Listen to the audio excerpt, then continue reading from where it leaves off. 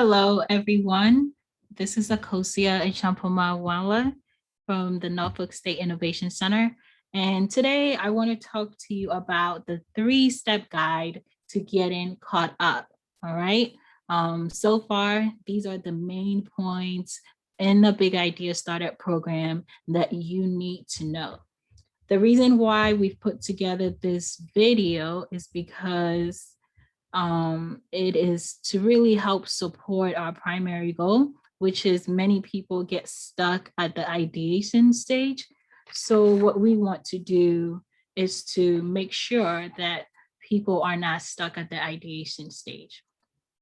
And the way that we want to go about it is to make sure that at this point, you can pull everything that we've learned together in just 3 steps, or knowing the 3 main focus steps. All right. So another purpose that was validated in the beginning of the program was that someone said they have been carrying an idea for 25 years. And so what we want to do is to make sure you are learning what it takes to continuously and quickly validate your idea, make sure there's customers that want it, and make sure you're creating the right things for your customers. All right. We don't want you to be stuck with an idea for years. And that can happen to many of us very easily. Sometimes we just don't know how to start, where to go, or where to end. But this program will help you get there. So the purpose of this particular presentation is to help anyone that is feeling left behind, anyone that situation came through, or circumstances they couldn't attend some of the classes or couldn't meet with the consultants. We've put together this program or this video so that you can quickly know the 3 main things that you need to focus on so that you can be with us this coming up Monday. All right. We want to see everyone there, and we want to help you get caught up this weekend. All right, let's get started. To get started, there is a file, a PDF file attached to the email that I want you to quickly download that. Whether you want the Word document or the PDF, you can download that so that you can follow along with me while we go through the program. You will need this PDF file, especially towards the end of the program. We've created simple boxes that you can quickly fill out so that you're not confused with some of the charts that we've introduced to you. You may not like it, but these are simple boxes and you can follow alongside with me. All right. There are 3 main steps so far from the program that you absolutely need to have if you could just understand your customers, 1, and 2, if you can define their problems and their pains, and 3, if you can know the value proposition that you're offering to your customers, especially your early adopters, you're good to go. And so I believe this video will be able to support you in that area. All right, let's get started. The first one that we're going to talk about we'll talk about your customers. Okay. So for your customers, it is very simple. First, start with asking certain questions, right? Who are they? What are their needs? What are their behaviors, right? What do they do? So it's important for you to take these particular questions that I have listed here and just go ahead and write down who you think your customers are on that chart that I gave you. Just go ahead and just jot down the chart that you downloaded. Just fill out who you think your customers are. Just based on those criteria, you can go as far as some of the things that you believe matters to your customers, such as age, gender, where they live, if they're married, if their hobbies matter, right? All these things that I've listed on this presentation, you can easily jot down, follow it, and see if it matches with your customers. If it does, go ahead and just write it in the chart, okay? Some of the things that can help you to add more meat to who your customers are is on this particular screen. So you have the PowerPoint slides. You can take some time to see if some of these components or factors matters to your customers, okay? If some of these characteristics matters to your customers, if they do, add it to the first chart and just write down everything that you think define your customers, okay? Now, the next thing that we want to do is, right now is probably all over the place, right? And you have multiple groups of different type of customers, okay? And all mixed together. What we want to do is to help you. And you may have your B2B, business to business customers mixed together with your B2C, your business to customers mixed together, or even your business to government customers mixed together. What we want to do is now group it, all right? Or even if, for example, you have B2C customers, you may have multiple types of B2C customers, right? Just under that category. And I want to show you an example on this slide. All right. So this is a professional art supply business customers, okay?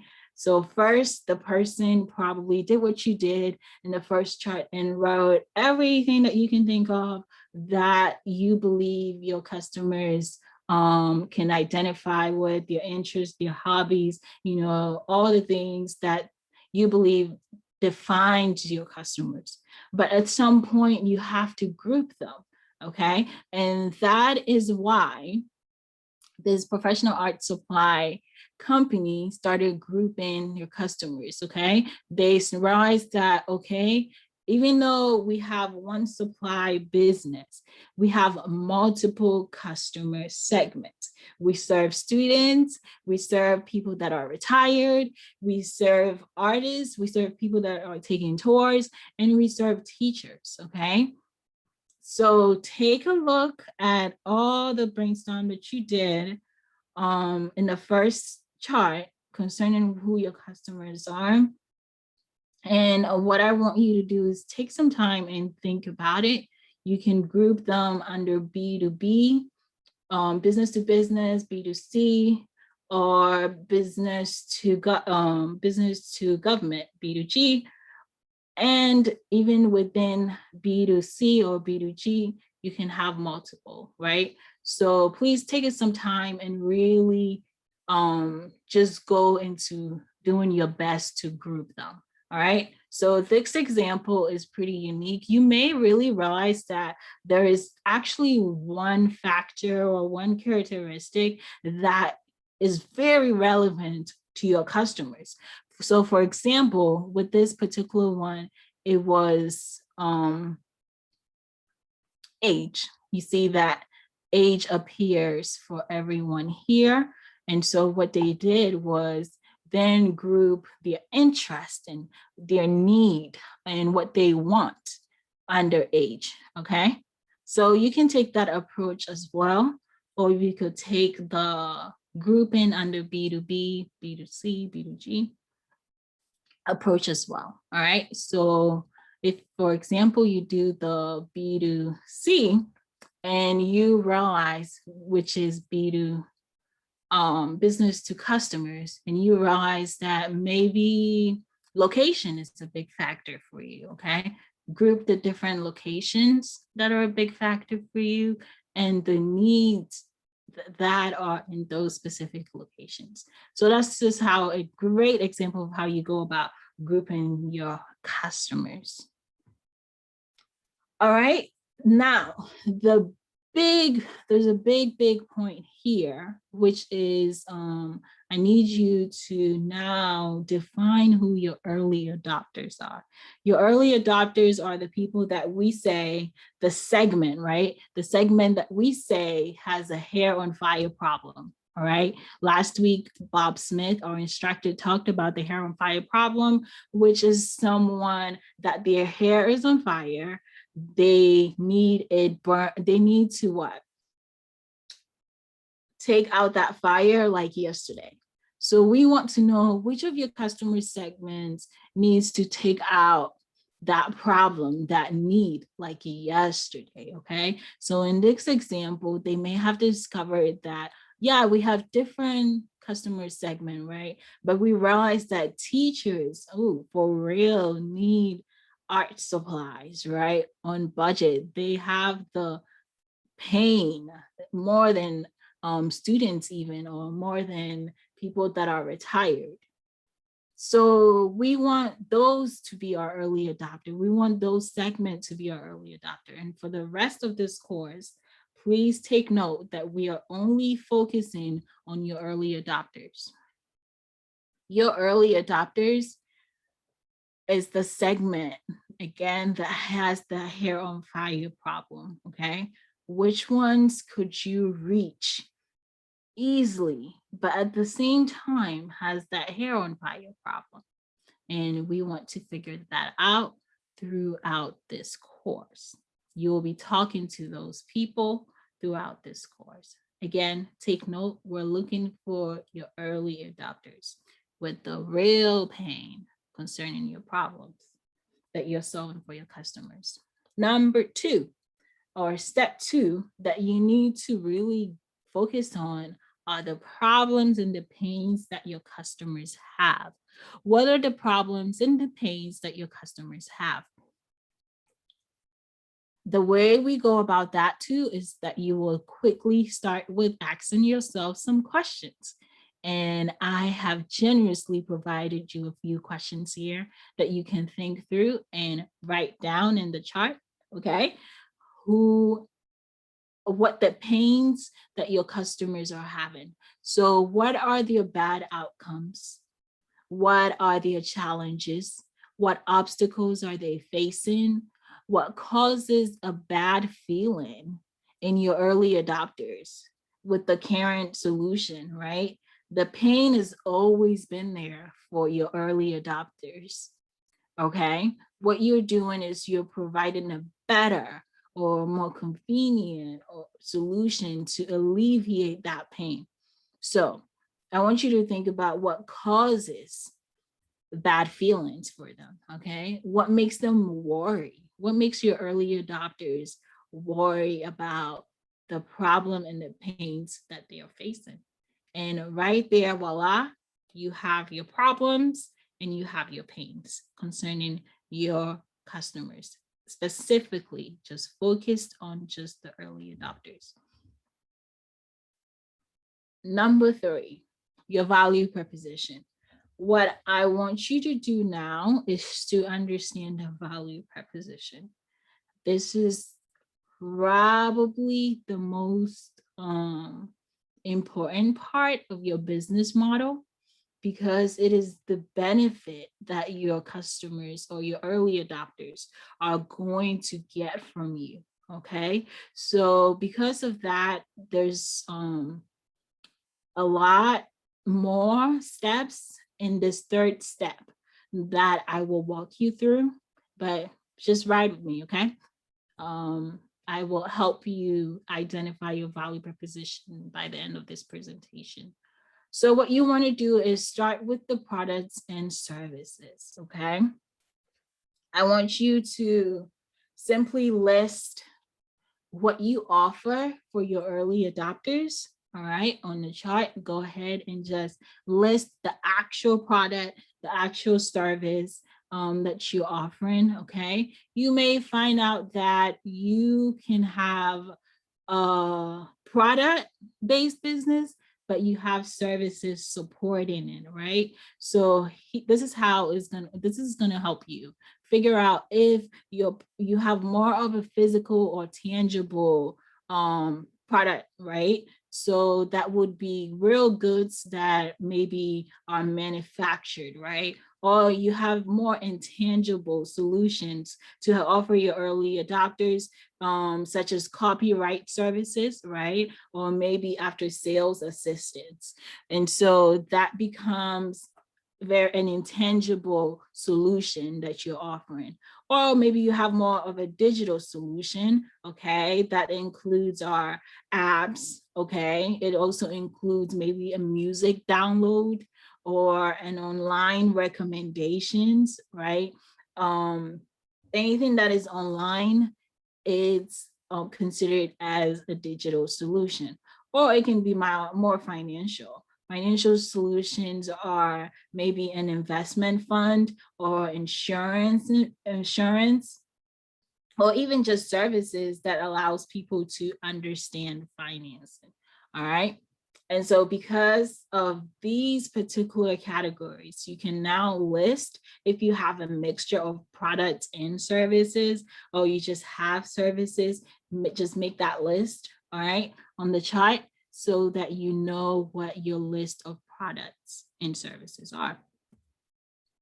Now, what is very important is that in the next steps, you need to list your products and services according to what is relevant, okay? So on this side here, I have essential and nice to have.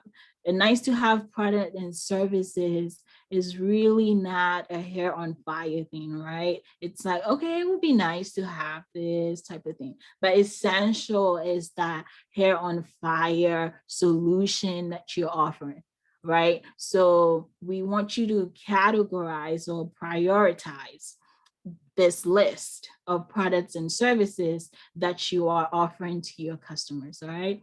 And right here it says it is essential to acknowledge that not all products and services have the same relevance to your customers, okay? Some of those services or solutions or products that you're offering is in your customer's eyes and in your heart, one is better than the other. So and you need to now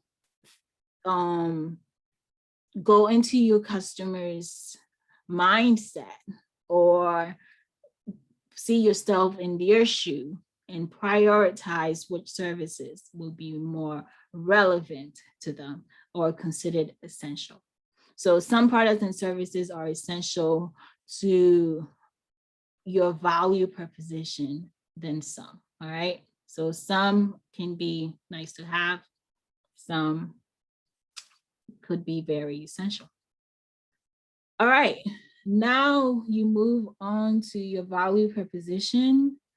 Again, what we're moving on is the pain relievers. At this point in your value proposition, you should have your products and services listed. The next step is to move on to your pain relievers, and I am going to help you with that.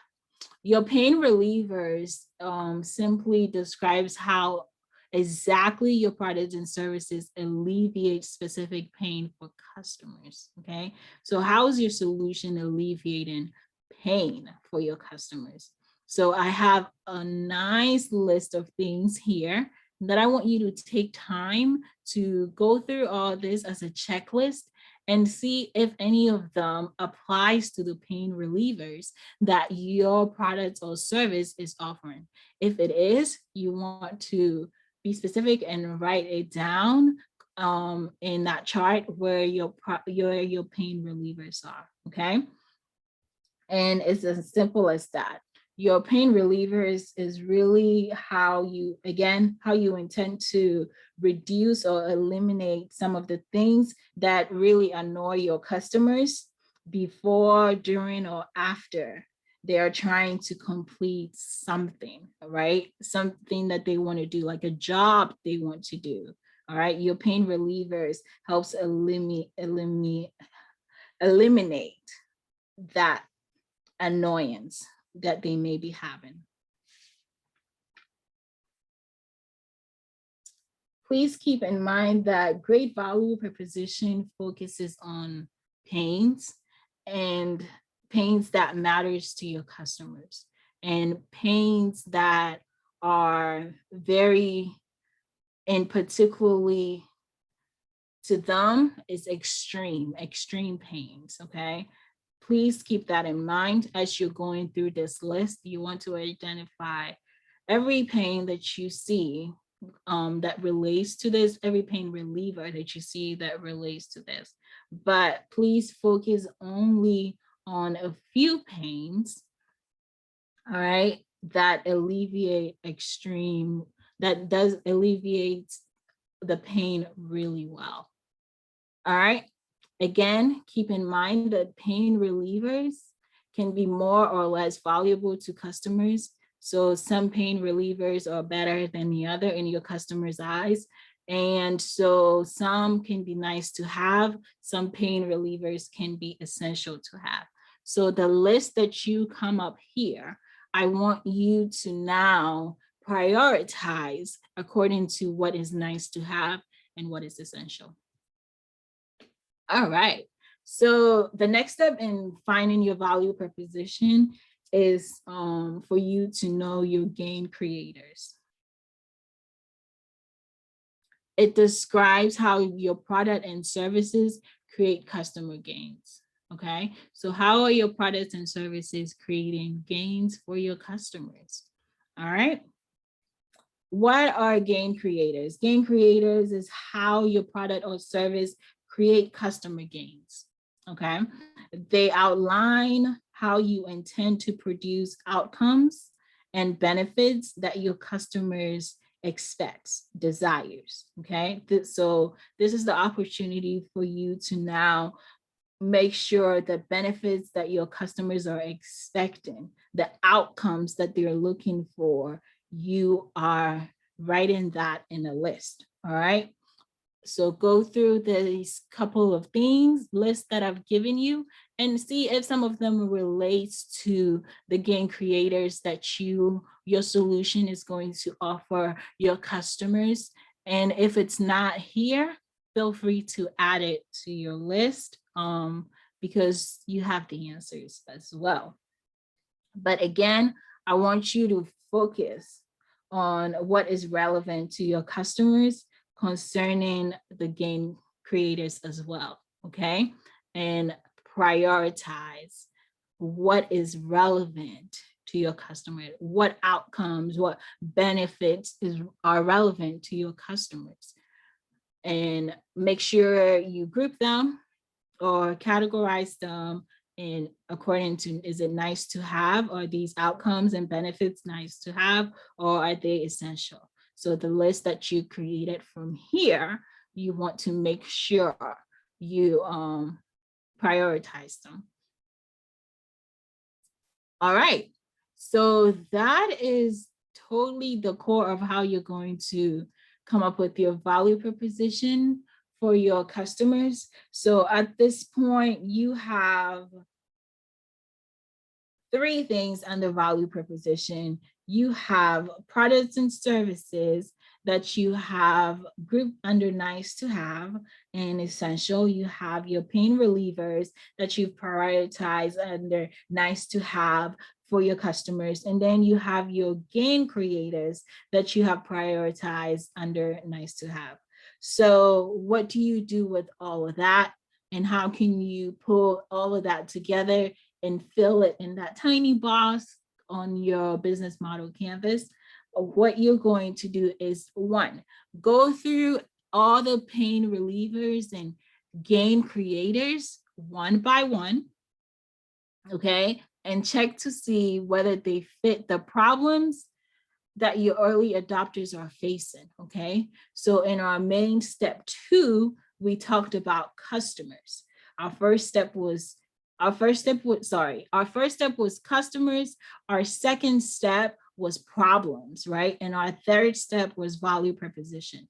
Now we're connecting that value proposition with the problems that you identified in step 2, all right? Just double check to make sure that these benefits and outcomes and these pain relievers actually are solving the problems that I've listed, all right? Or that you've listed. Number 2, what you want to do is know that if the pain reliever or gain creators, if it doesn't fit anything in your problems, it may not be creating customer value. So you want to ask yourself how well your pain relievers and your gain creators fit your customers. All right. So if you see that you've come up with gain creators and pain relievers that does not meet any of the pains and problems that your customers are having, you want to revisit this assignment and do it again. Okay. So, long story short, the value proposition, to be honest, is just the core of pain relievers and gain creators that you are having to that you're offering to your customers. All right. So under the value proposition, you're going to list the essential pain relievers, right? And the essential pain gain creators under value proposition. And that is that for value proposition. So I have the same tools that you've downloaded attached in the back of this presentation, so you can print it out and write it in as well. All right. So in summary, at this point, you should know your customer segments, right? And you should know which one of those segments are going to be your early adopters, the ones that are going to have the hair on fire problem. Those are the ones that I want to talk to you about this coming up Monday. And those are the ones that we're going to reach out to, okay, to validate that if everything that we've been putting together even makes sense to them, right? If they will open up their wallet and buy from you, all right? So the next thing that this class is pulling together is your value proposition, all right? So here you're just going to list the relevant pain relievers and the relevant gain creators. In other words, your essential pain relievers and your essential gain creators. And these two things give you what we call problem solution fit. It means that you have identified a problem and a solution that your customers actually want. All right. So in our minds right now, we're probably thinking, yeah, we have problem solution fit. But the rest of this course is going to now go, we're going to go to the customers to actually see if we have a problem solution fit. All right. So that is the end of this presentation. I hope it did you just and it was good and it simplified things out for you. And if you're caught up, that and if you feel left behind at this point, you're caught up. So take a moment now and fill out your chart. Okay. I know some of you were following me along, but I want you to take some minutes out and complete the chart really the way it's supposed to be. You may even have to print out a new set of the tools so that you can really redo it again.